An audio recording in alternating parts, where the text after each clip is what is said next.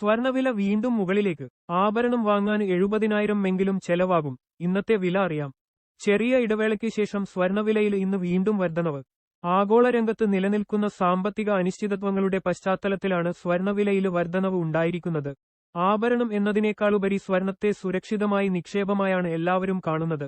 അതിനാല് തന്നെ സ്വർണവിലയിലെ മാറ്റങ്ങളെ എല്ലാവരും സാഗൂതം നിരീക്ഷിക്കാറുണ്ട്. കോവിഡിന് ശേഷം സ്വർണവിലയിൽ വലിയ വർധനവാണ് ഉണ്ടായിരിക്കുന്നത്. 2024 സ്വർണവില റെക്കോർഡ് കുതിപ്പാണ് നടത്തിയത്. ഈ വർഷവും സ്വർണവില വലിയ കുതിപ്പാണ് നടത്തുന്നത്.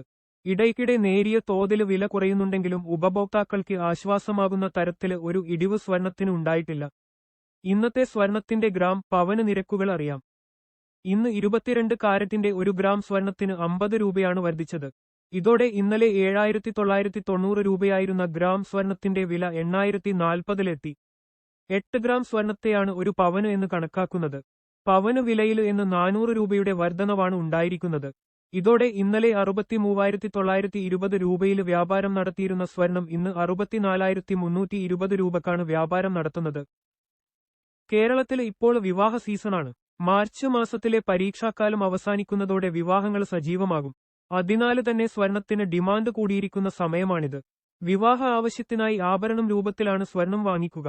ആഭരണമായി സ്വർണം വാങ്ങുമ്പോൾ പവന് വിലയേക്കാൾ ചുരുങ്ങിയത് 50,000 രൂപയെങ്കിലും അധികമായി നൽകണം. GST, ഹാൾമാർക്കിംഗ് നിരക്കുകൾ എന്നിവയ്ക്ക് പുറമെ പണിക്കൂലി കൂടി ആഭരണമായി സ്വർണം വാങ്ങുമ്പോൾ ഈടാക്കും. ഇന്നത്തെ വില അനുസരിച്ച് ഇതെല്ലാം കൂട്ടുമ്പോൾ ഒരു പവന് സ്വർണാഭരണം വാങ്ങാൻ 70,000 രൂപയെങ്കിലും ചെലവാകും. സ്വർണവില കൂടുന്ന സാഹചര്യത്തില് ജ്വല്ലറികളിലെ പ്രീ ബുക്കിംഗ് സൗകര്യം ഉപഭോക്താക്കൾ സ്വീകരിക്കുന്നതായിരിക്കും ലാഭകരം. ബുക്ക് ചെയ്യുന്ന വിലയ്ക്ക് ഉപഭോക്താക്കളെ സ്വർണം വാങ്ങാൻ അനുവദിക്കുന്ന പദ്ധതിയാണ് ഇത്. ബുക്ക് ചെയ്ത ശേഷം വില കൂടിയാല് ബുക്ക് ചെയ്ത ദിവസത്തെ വിലയ്ക്കും വില കുറഞ്ഞാല് കുറഞ്ഞ വിലയ്ക്കും സ്വർണം വാങ്ങാൻ ഉപഭോക്താക്കൾ ഇതുവഴി സാധിക്കും.